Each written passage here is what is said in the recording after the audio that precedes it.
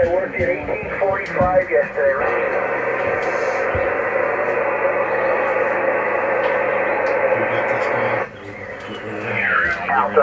Eastern New York.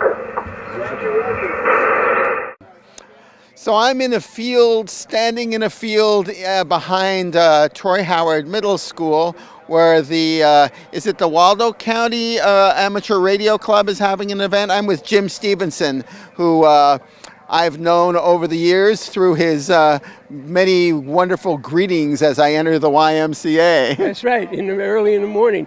Nice to see you again, Ned. Actually, I think it's Waldo County Area Radio Association, so rather than club, although everybody refers to it as a club as we're talking.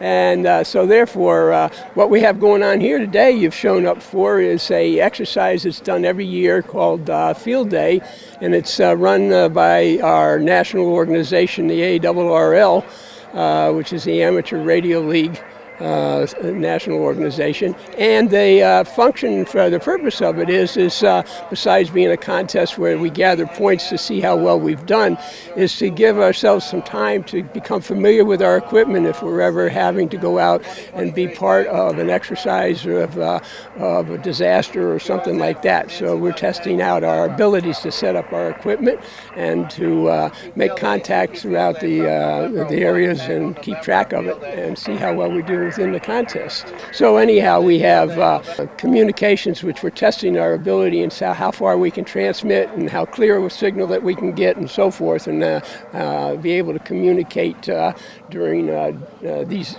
disaster situations where other forms of communications have failed. I think this is kind of an interesting thing because, there have been, I think about, places like Puerto Rico, the power's out, the cell phone towers are out, Yep. Everything is out. And we're dealing with all this climate change stuff. I can imagine some hurricane coming on through this area, and then, everybody's like trying to figure out what's going on. I remember when we had the ice storm and everything got knocked out. That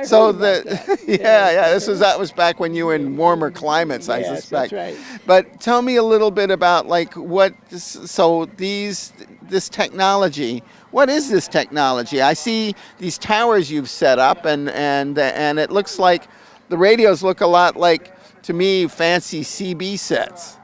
Well, you could look at it that way, if you're not a member of amateur radio. There's a lengthy process you go through to be a licensed amateur radio operator. I mean, you have to abide by certain regulations, and you have to pass a test in order that the FCC qualifies you as being able to get in on these frequencies. And these frequencies that we utilize are reserved just for our organization.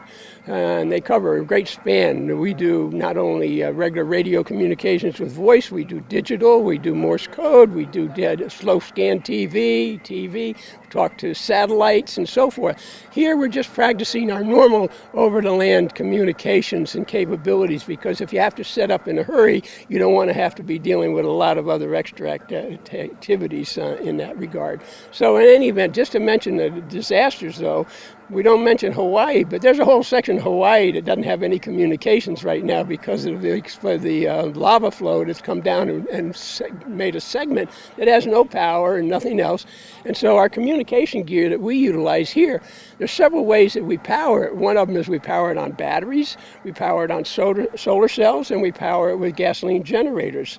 And each one of those also gives a certain number of points as how we're using our gear and the method that we use to power it.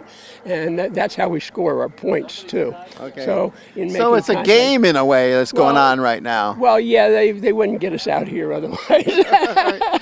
But what I think was kind of cool, I was seeing people and they were trying to reach other people around, and you get points for the places you reach. And the other thing I notice is, speaking of protocol, everybody doesn't say WTA, they say Whiskey Tango Alpha and things. So you need to know all. It's kind of cool military speak. It seems to me it would appeal to some people. It that way, but it actually has a purpose because too many letters sound similar. Right, B and P, Yeah, all those things. So we use the nomenclature that's designed for communications. A lot of people throw in their own every once in a while, but they have a complete set of words to represent every character that there is in the alphabet. And those help clarify when somebody comes back and said, did you say Kilo Delta Zero, or did you say Kilo Dumb Zero, or whatever it is? And we have to go back and that's my call sign, Kilo Delta Zero, which is KD0QAY. So in any event, and everybody that's licensed has their own call sign, but when we're operating in here, and we're operating as a club, so we use the club's call sign in putting out our call sign. So now it gets verified because all this stuff goes into a computer. We track who we contacted, they track who they contacted, and it's all fed to the ARRL over the week through a computer system, and that verifies all the connections. So there has to be a handshake, basically, to make sure that took place. And based on what now here, because we've got 4 stations set up, or 5 stations set up, we not only have where we're located in the club and where we're operating from, but we identify ourselves as 1 alpha, 2 alpha, and 3 alpha. And there's other letters that represent different things that in the whole operation. So it's quite a list of parameters that you have to operate on. But the real essential thing that it's all boiling down to is our ability to turn ourselves into this type of vehicle we have behind us here. A cool-looking ambulance. Yeah, which is loaded up with radio gear that in the event that there's something that happens, the EMA actually is where this is stored and so forth. And the Waldo County Emergency Management. I know Dale Rowley showed it to me, yes. And that was the inspiration for Belfast Community TV getting its own ambulance to put its video gear in. So that's cool. Well, I just want to say that I don't normally run into you, but the one place I run into, not you, the club,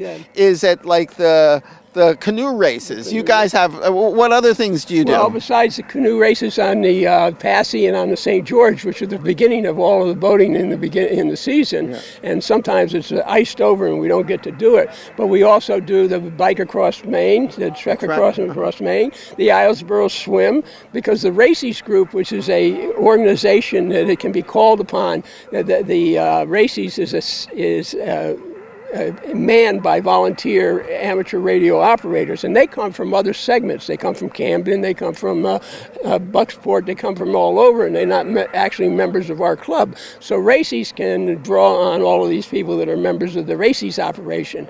And then you go up one more level, which the national organization runs, which is called ARES, and that one can get called on by the government as well, and they can operate completely across the state. When you're doing local stuff, it can be on a volunteer basis, or it can be on something that's called out by the EMAs. Well, I wanted to ask, if someone's fascinated by this and wants to get involved, is there like a Facebook or a website or something? How do they get a hold and get started in this? Well, now that we have the internet, the Facebook is the best way to go. Okay, we have a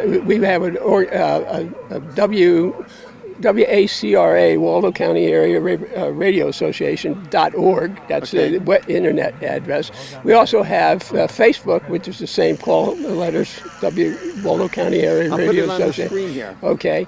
And I'll print it out so I don't have to pronounce it. I have my memory banks don't serve me that well. But anyhow, those will give you all sorts of pieces of information. And of course, there's always the people who become interested in becoming amateur radio operators. Our club offers a scholarship program for people who come to sign up for it. And that's also laid out on our website as to how to get involved in that. And it helps to pay for your materials and get you through your tests and so forth. And you get your license, and then you can operate. And as you get more proficient, you can go up the ladder into the various segments that are, it's almost like being in any other club. You reach a level and you can then go to the next level up by taking another exam. All right. Well, I've been speaking with Jim Stevenson, and it's been, there's a cacophony of sound around me, and I would just like to say that this is just one of those wonderful organizations that keeps us, I think, safe in the time of an emergency, and I'm really pleased to showcase it for somewhere in Waldo County. Whiskey Bravo 3, Echo Hotel. So there Whiskey 1, Echo Mike Alpha. Is that correct? Echo Hotel Sierra.